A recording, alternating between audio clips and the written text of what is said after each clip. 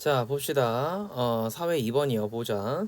자, 미국의 헌법학자 제롬 베런이라는 사람은 1967년에 언론 매체 접근 이용권을 최초로 주장했는데, 이 언론 매체 접근 이용법이란 이랬으니까 이렇게 한번 체크해 두시고, 어쨌든 이건 뭐냐면 국민이 자신의 사상이나 의견을 표명하기 위해서 언론 매체를 자유롭게 접근해서 이를 활용할 수 있는 거야. 당시에 무슨 문제가 있었냐면 미국과 언론 내에서 언론의 독과점 같은 것들이 있어서, 그래서 이런 통로들이 점점 사라지고 있었고, 또한 그는 상업적 이익만을 추구하는, 그 상업적 이익은 그렇게 좋은 게 아니잖아요. 이런 것들을 위해서 결국 사람들에게 불편하게 여기는 주장이나 의견보다는 대중적인 주장과 의견만 제출하고 있어서 이게 좋지 않다고 본 거야. 왜 그러냐면 결국 저 사람들이 듣고 싶은 말을 하는 게 중요한 게 아니라 새로운 관점을 제시하는 게 중요한 거잖아.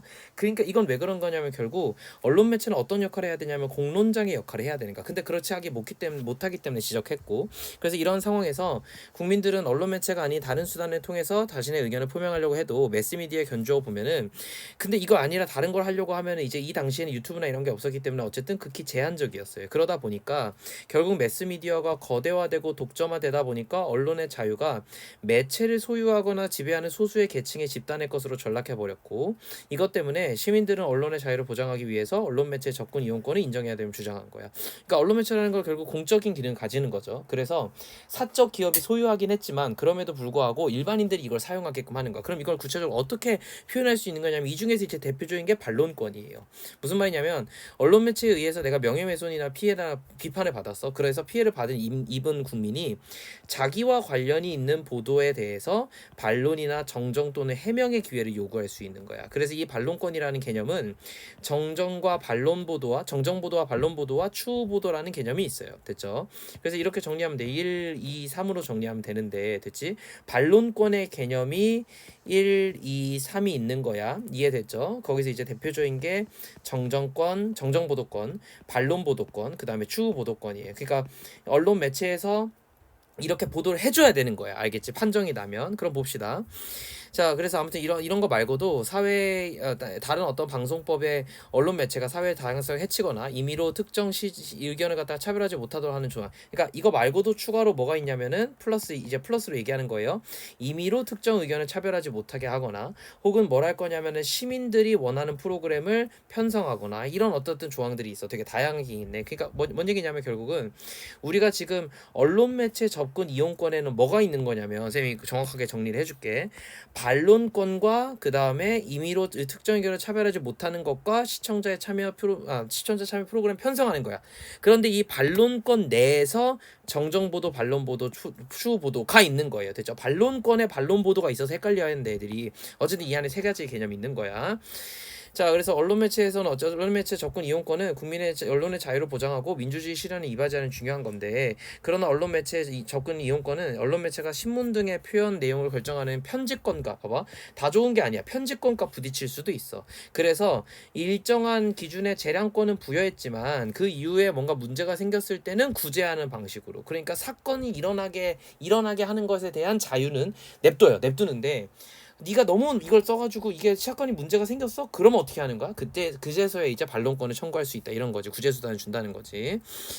자, 그래서 그럼 이제 나는 이제 이런 거죠. 그럼 이제 그럼 어떻게 해야 되냐, 이런 문제인 거야. 명예훼손죄로 할 수도 있지만 오래 걸려. 그러니까 어떻게 할 거냐면, 법이 핵심이야. 내가 법이 항상 밑줄치라 해서 언론중재법이라는 게 있는데, 그 안에서 어떻게 할 거냐면 이 피해를 입은 개인에게 신속하고 대등한 방어 수단을 규정해야 돼. 그거에는 대표적으로 뭐가 있냐면 정정보도 청구권과 반론보도 청구권이 규정되어 있어요. 그래서 지금 동그라미 세모로 그냥 할게요. 편의상 얘를 동그라미 치고 얘를 세모로 합시다. 그럼 봐봐, 정정보도 청구권이라는 것은 진실되지 않는 언론보도 등으로 인해서 피해를 입었을 경우에 보도 내용의 잘못을 바로잡는 정정보도를 요구할 수 있는 거야.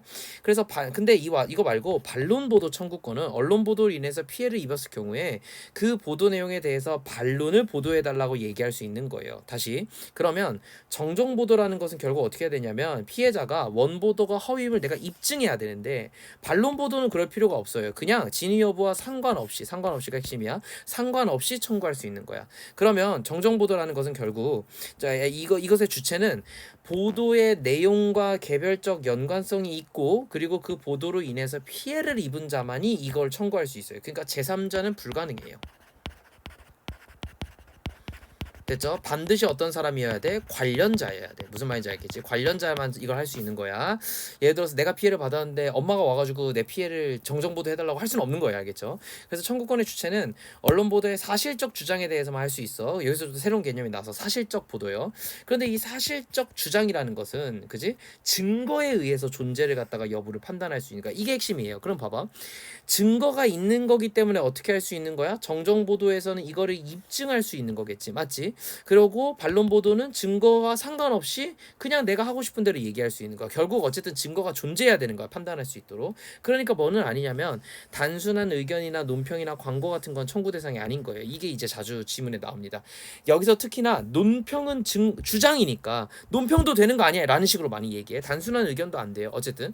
그리고 일자도 자주 나오는데 네가 이걸 안 날로부터 3개월 이내에 해야 되는 거예요. 그러니까 네가 몰랐으면 그지? 몰랐으면 땡인 거야. 그지?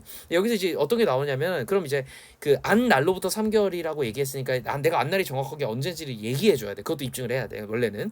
그런데 이거보다는 언론 보도가 있은 후에 근데 만약에 너무 시간이 지났어. 언론 보도가 있은 후에 6개월이 지났으면 이 정도 됐는데도 네가 모르는 거면 뭐가 없는 거야. 피해가 따로 없는 거지. 그러니까 이때는 청구할 수가 없어요. 됐죠? 그래서 이걸 할 때는 서면으로 해야 되고 그냥 찾아가면 안 돼요. 서면으로 해야 되는 거고 7일 이내에 만약에 이게 오케이 된다면 7일 이내에 정정 보도 및 반론 보도문을 방송하거나 실어줘야 돼. 근데 이게 어디서 해야 되냐면 막 예를 들어서 내가 9시 뉴스에 대서특필 했는데 아무도 안 보는 뭐 새벽 2시 뉴스 이런 거 할 수는 없는 거고 똑같은 보도에 똑같은 채널과 지면에서 이루어져야 돼요. 됐죠? 그리고 방송 진행자가 빨리 할 수도 있으니까 그렇게 안 하고 통상적인 속도로 읽어야 돼. 자, 그런데 만약에 혹시라도 이 기간이 지났으면 어떻게 하면 되냐면 이때는 민법으로 바뀌어요. 이게 핵심이야. 기간이 지났으면 구제가 가능하긴 한데 이 구제를 할 수 있는 법이 변경돼요. 됐죠? 어디서? 방송법에서 어디로? 민법으로 됐지. 자, 그래서 이렇게 할 수가 있는 거고 어쨌든 이거는 3년 이내에 이런 행위를 했어야 돼요. 그리고 나서 해당 언론 보도가 있으면 10년이 지났을 때는 불가능해요. 이 정도 되면 이제 진짜 피해가 없다고 보는 거지, 그렇지? 그래서 민법상 정정 보도를 청구할 때는 언론사 등의 대표뿐만 아니라 잘못된 언론 보도로 손해를 간 기자, 편집장 등에 대해서도 공통적으로 할 수 있어. 그런데 민법상 정정 보도 청구권이 성립하려면 언론중재법과 달리 언론사의 고의 및 과실이 있었다라든가 그러니까 추가가 되는 거야. 내가 입증을 하긴 할 건데 입증이 단순하게 주장이 맞냐 안 맞냐를 입증하는 게 아니라 됐지? 어디까지? 얘네가 일부러 그랬고 이게 위법하다라는 것까지도 증명해야 돼. 그러니까 더 어려워진 거예요. 더 추가가 된 거야 조건이. 만약에 언론 보도가 타인의 명예를 훼손했다 하더라도 자 핵심이 이거야. 해당 보도가 공공의 이익을 위한 것이라면 위법이 아닐 수도 있어요. 됐죠? 이게 현관매치고 이게 좀 중요한 표현인 것 같아요. 내가 피해를 입었지만 일부러 그런 건 아니야. 그러면은 그건 괜찮은 거야. 됐지? 그래서 민법상의 정정보도 청구권은 생각보다 조금 더 엄격해요. 내가 계속 얘기했잖아. 민법상의 거는 조금 더 엄격한 뭔가가 있는 거야.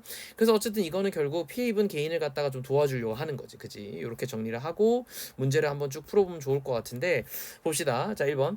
가와 나의 설명을 가장 적절한 것은 시간 관계상 내가 맞는 것만 한번 설명을 해볼게. 잘 봐. 가는 권리의 등장 배경과 실현 양상을 갖다가 설명하였고 나는 근거와 법에 따른 권리의 성립 요건의 차이를 하였대. 봐봐. 근거한 법에 따라서 무슨 얘기냐면 방송법과 분명히 민법은 달랐죠. 이것 때문에 권리 관계의 성립 요건, 즉 기간이 달랐어요. 분명히. 그지? 그리고 네가 어떻게 해야지만 할 수 있다. 즉 조건도 달랐어요. 그죠? 민법이 조금 더 빡셌다라고 분명히 얘기 나와 있지. 그리고 가는 권리의 등장 배경을 갖다가 지금 어떤 상황에서 이러한 세모 상황들이 있었기 때문에 동그라미 역할을 못했기 때문에 이런 게 나왔어라고 얘기하는 역사를 설명했고, 그죠? 그래서 실현 양상들이 어떻게 되었다까지 설명한 거니까 3번 이렇게 적절하다고 볼 수 있을 것 같아. 자, 이번에 일치하지 않는 것은 이제 한번 봅시다. 언론 매체가 재량권을 남용한 경우에는 국민의 알 권리와 언론 매체 접근 이용권이 보호받을 수 있네요. 그죠? 있다고 얘기했죠, 분명히. 2번. 공공의 이익을 위한 보도가 타인의 명예를 훼손한 경우에 민법상 정정 보도 봐봐. 공공의 이익을 위해서 한 거야. 그런데 타인의 명예를 훼손했어. 그러면은 민법상 정정 보도 청구권은 성립하지 않아요. 그죠? 분명히 안 된다 그래서 무죄로 될 수도 있다고 얘기했어요.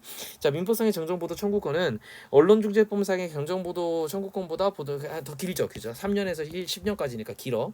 이건 맞는 거고. 4번. 언론 중재선의 본정 보도를 하려면은 피해를 입은 사실이 있어야 되죠. 당연하지. 피해를 안 입었으면 아무 의미가 없는 거야. 그래서 이건 맞는 거고. 5번. 배러는 시민에게 매체를 소유할 수 있는 권리가 주어지지 않아서 이래서 그런 게 아니야. 시민에게 매체가 소유할 수 있는 권리가 없는 게 아니라고요. 알겠죠? 지문에 분명히 나와 있었죠. 이런 얘기가 아니에요. 언론의 자유가 소수의 것이어서 얘네들이 뭘 할 수가 없는 상황이었어. 이미. 그래서 5번이 틀렸다. 비관계가 틀린 거죠. 이렇게 정리하시고. 3번. 기억의 이유라고 했으니까 우리가 기억을 한번 찾아봅시다. 내가 밑줄을 항상 많이 쳐놔가지고 이런 것들이 가끔 순간순간 헷갈리는데 이거 이때의 이유, 이때 보도 이런 거네. 원보도와 동일한 곳에다가 해야 된다 이런 얘기겠죠. 그죠?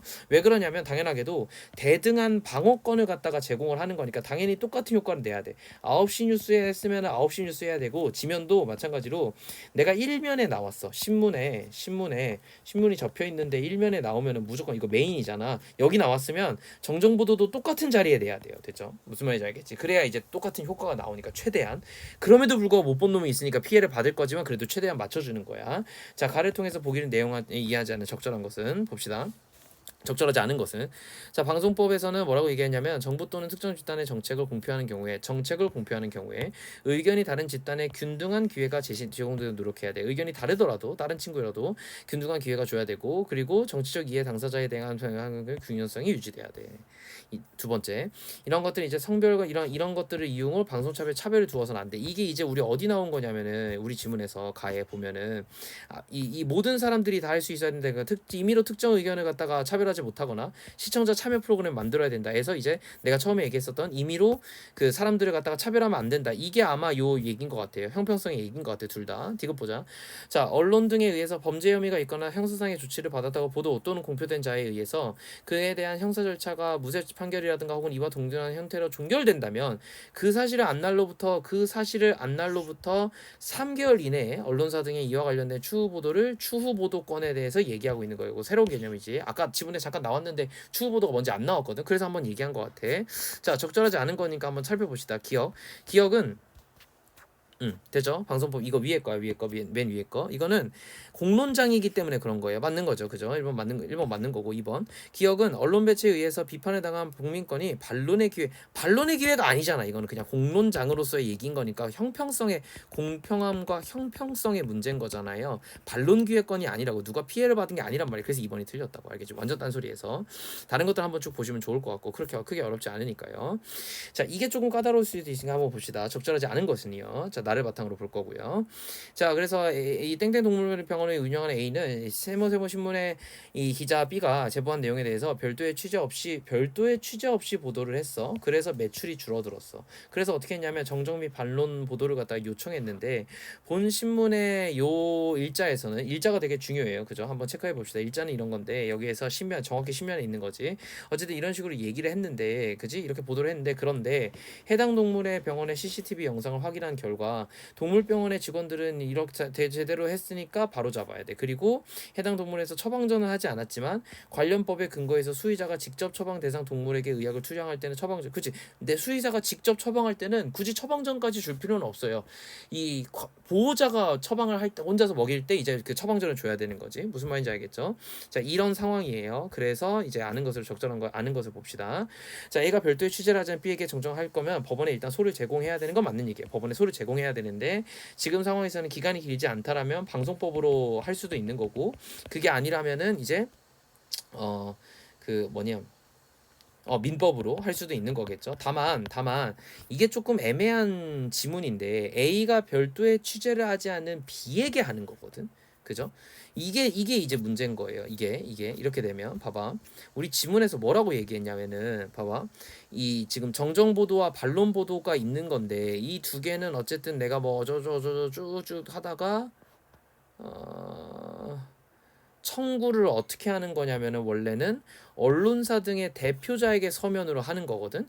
근데 이게 아니라 만약에 저 사람한테 하고 싶으면 명예훼손죄로 고소를 해야 되는 거니까 이건 법원에 가는 거야. 무슨 말인지 알겠지?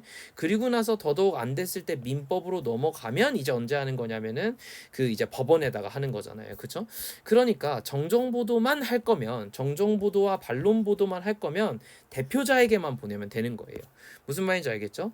그런데 지금 얘는 뭐라고 얘기했냐면 이 B에게 한다 그랬어. 됐지? B에게. 무슨 말인지 알겠지? B에게 하는 거니까 이 B는 개인이야. 대표자에게 하는 게 아니야. 그러니까 이거는 민법에 해당되는 거예요. 어쨌든지 간에 명예훼손으로 고발을 한 거야. 그렇게 된다면 민법에 의해서 얘기한 거니까 법원에 소를 제기해야 되는 거예요. 이게 무슨 말인지 알겠어? 이게 어떤 내용인지? 무슨 말인지 알겠니?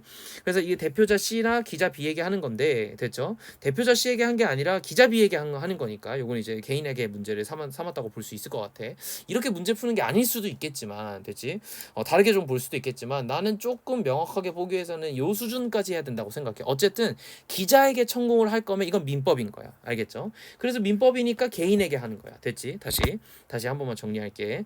내가 피해를 받았으면 어떻게 해야 되냐면은 원래는 신문사 대표에게 기간 내에 하는 거면 신문사 대표에게 보내면 돼요. 미안해, 이걸 옆에다 이렇게 줬어요. 기간 내. 그런데 기간은 바뀌면은 이제 어떻게 해야 되는 거냐면 이 신문사를 고소해야 되는 거니까 어떻게 하면 되는 거예요? 그냥 민법이 되는 거예요. 됐죠? 신문사 대표에게 할 때는 방송법인 거야, 여전히. 됐죠? 기간 내로 할 때는 이게 정상적인 방법이야. 근데 만약에 기간 밖에서도 민법으로 하지만 이거 말고 신문사 대표가 아니라 예를 들어서 기자에게 하고 싶으면 이건 무조건 민법인 거야. 됐지? 명예훼손인 거예요. 혹은 민법 제7조 어쩌고저쩌고에 의해 가지고 하는 거야. 그리고 기간 밖으로 나갔을 때도 여전히 민법인 거지, 그지? 그러니까 이게 법의 범위가 다른 거거든. 아무튼 이렇게 정리 잘 해놓으면 좋을 것 같아. 자, A는 먹이 제공과 관련된 내용을 정정 보도라고 하고 처방전 미발과 관련된 내용은 반론 보도를 청구하려고 하는 거다라고 얘기했으니까 이런 것도 한번 체크해 보면 먹이 제공은 어떻게 된 거냐면 내가 한번 직접 입증을 했어요. 그러니까 이거는 정정 보도를 해도 되는 거야. 됐죠? 이렇게 보는 거지. 그리고 이 밑에 거는 이렇지 않아요 라고 똑같은 내용을 한 번 더 야 이런 거 아니야 이렇게 안 해도 돼 너네가 보도한 거 틀렸어 라고 얘기하는 거니까 이건 반론이야. 됐죠? 그래서 정정보도와 반론보도 이건 이해되죠? 자, 이렇게 보면 좋을 것 같고 A가 탱탱의 보도가 한 날이 2023년 이거라면 봐봐 2023년 9월 1일이면 1년이나 지난 거잖아, 그렇잖아? 그러니까 민법으로 가야 되는 거지. 기간 바뀐 거잖아요. 이해됐죠? 아무튼 이렇다면 의거해서 권리를 행사해야 된다고 얘기하고 있고 마지막 B번 B의 기사 중에서 인변한 반려자에게 먹이를 주지 않았다는 내용은 사실적 주장이에요. 됐죠? 먹이를 주지 않았다는 건 사실적 주장에 해당되지 않는 게 주장한 거야. 그래서 어떻게 했어? 이 사실적 주장에 대해 가지고 반론과 정정 보도를 이미 청구한 거잖아. 이 문헌에 따르면. 그럼 사실적 주장인 거야. 이해됐지? C는 이거에 대해서 예증을 한다면 청구받은 날 일주일 내내 보도문을 이거 땡땡 신문에 실어야 되죠. 똑같은 지명과 똑같은 부분에 실어야 됩니다. 이해됐죠? 그래서 4번이 틀렸다. 이렇게 보시면 좋을 것 같아. 조금 어려웠다. 됐지?